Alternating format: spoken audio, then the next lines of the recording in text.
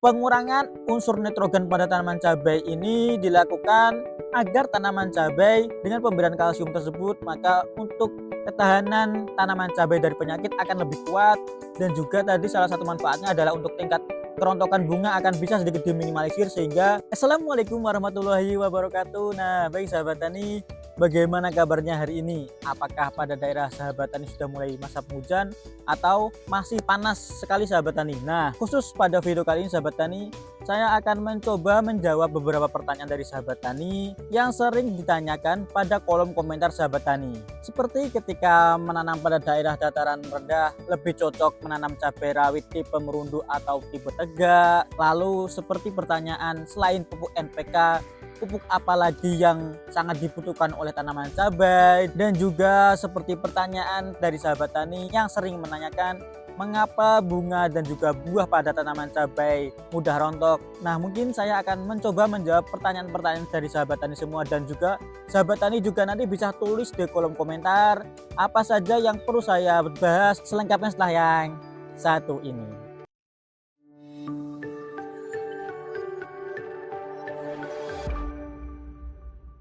Nah, baik sahabat tani, kembali lagi di channel Benih Bertani TV, channel yang spesifik bahas tentang edukasi benih berkualitas pilihan petani Indonesia.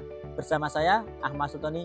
Nah, seperti sebelumnya sahabat tani, saya akan mencoba menjawab beberapa pertanyaan dari sahabat tani semua yang sering menanyakan pada kolom komentar YouTube ataupun pada DM Instagram ataupun juga pada pesan di TikTok kami sahabat tani. Nah, mungkin langsung saja ya sahabat tani, pertanyaan pertama yang sering sahabat tani tanyakan ketika menanam pada daerah dataran tengah ataupun pada daerah dataran menengah, tipe cabai rawit merundu ataupun cabai tipe tegak yang sangat cocok ditanam pada daerah dataran menengah. Nah, mungkin untuk tipe merundu ataupun tipe tegak semuanya bisa dikatakan cocok-cocok saja sahabat tani. Akan tapi sahabat tani perlu melihat pada bungkus sahabat tani, karena tidak semua merek ataupun varietas pada tipe merundu ataupun tipe tegak dapat ataupun cocok ditanam pada semua daerah sahabat tani. Nah, mungkin ini salah satu contohnya saja sahabat tani. Ini ada cabai Absolut 69, dan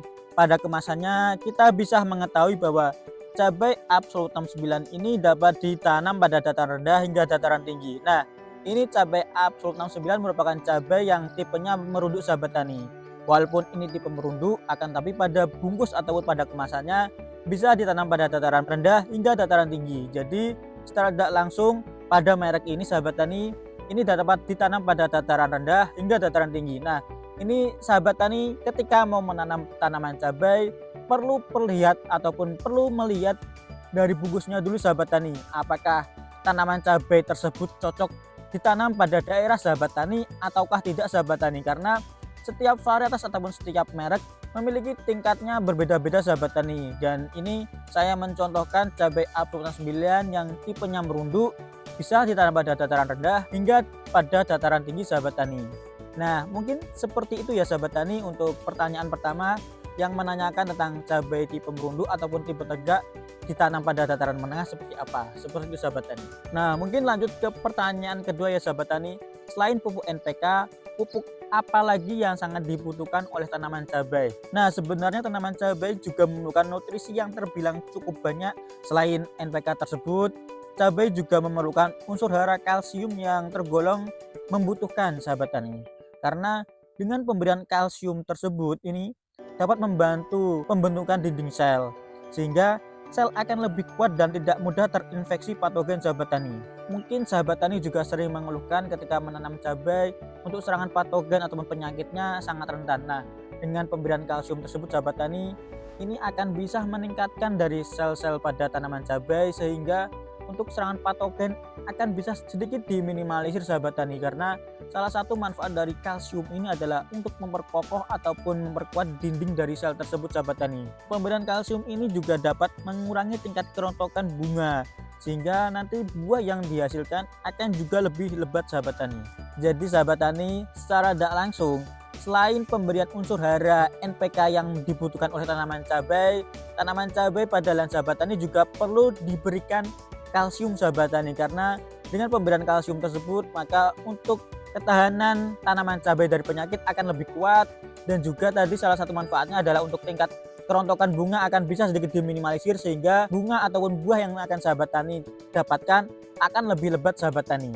Jadi kurang lebihnya seperti itu ya sahabat tani. Selain pupuk NPK, pupuk kalsium juga bisa dikatakan sangat dibutuhkan oleh tanaman cabai sahabat tani. Lalu lanjut ke pertanyaan ketiga ya sahabat tani, mengapa bunga pada tanaman cabai mudah rontok? Nah, mungkin juga tadi sudah saya sepilkan sekilas ya sahabat tani. Tanaman cabai itu membutuhkan kalsium untuk agar bunganya tidak mudah rontok, karena salah satu manfaat dari kalsium adalah untuk memperkokoh sehingga bunga bakal buah itu tidak mudah rontok sahabat tani. Akan tetapi untuk rontok dari bunga bakal buah tanaman cabai itu banyak sekali faktornya sahabat tani. Tidak hanya dari kalsium tadi sahabat tani. Penyebab dari rontoknya bunga itu banyak sekali. Mulai dari suhu, kelebihan ataupun kekurangan air, kondisi angin yang kencang, cahaya matahari, dan masih banyak lagi sahabat tani. Maka dari itu sahabat tani, untuk mengurangi tingkat kerontokan dari bunga bakal buah tersebut, kita perlu memperbaiki kondisi tersebut. Selain itu sahabat tani, kita juga perlu memberikan beberapa perlakuan pada tanaman cabai agar rontok bisa dikurangi sahabat tani. Nah, yang pertama perlakuan yang dapat sahabat tani berikan, mungkin juga tadi pada pertanyaan sebelumnya sudah sedikit saya sepilkan. Pertama, sahabat tani bisa memberikan kalsium sahabat tani. Seperti yang sudah saya katakan sebelumnya sahabat tani, kalsium ini salah satu manfaatnya adalah dapat mengurangi jumlah kerontokan bunga pada tanaman cabai. Jadi, dengan pemberian kalsium, hal ini dapat mengurangi rontok pada bunga dan buah tanaman cabai sahabat tani. Lalu, perlakuan selanjutnya, selain sahabat tani dapat memberikan kalsium, sahabat tani juga dapat mengurangi pemberian unsur nitrogen sahabat tani. Ingat ya sahabat tani, mengurangi, bukan tidak membutuhkan sama sekali sahabat tani. Pengurangan unsur nitrogen pada tanaman cabai ini dilakukan agar tanaman cabai tidak terus-menerus membentuk organ vegetatif yang dapat menyebabkan bunga cabai pada rontok sahabat tani. Nah, jadi ketika sudah mulai masuk masa pembuahan sahabat tani, sebisa mungkin untuk pemberian unsur nitrogen bisa sedikit dikurangi sahabat tani. Ingat, mengurangi bukan tidak membutuhkan sama sekali ya sahabat tani. Lalu selain itu sahabat tani, selain tadi kalsium dan juga pengurangan unsur nitrogen, sahabat tani juga perlu memberikan unsur hara boron sahabat tani.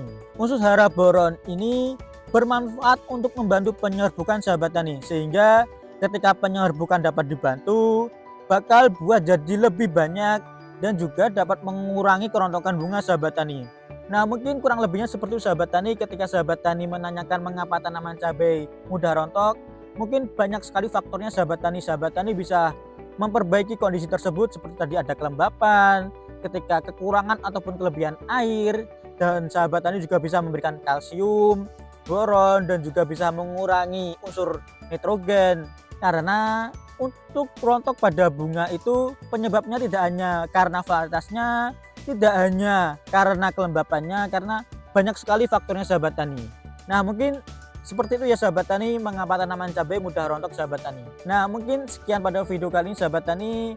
Mungkin sahabat tani juga bisa request untuk pertanyaan apa saja yang perlu saya jawab, dan juga video apa saja yang perlu saya bahas. Sahabat tani bisa tulis di kolom komentar ya sahabat tani. Insya Allah saya akan membuatkan video yang sahabat tani request. Nah, mungkin sekian video kali ini sahabat tani. Ketika video kali ini dirasa bermanfaat, bisa klik share, komen, dan juga subscribe. Sekian dari saya akhiri. Wassalamualaikum warahmatullahi wabarakatuh, dan sampai jumpa pada video kami selanjutnya.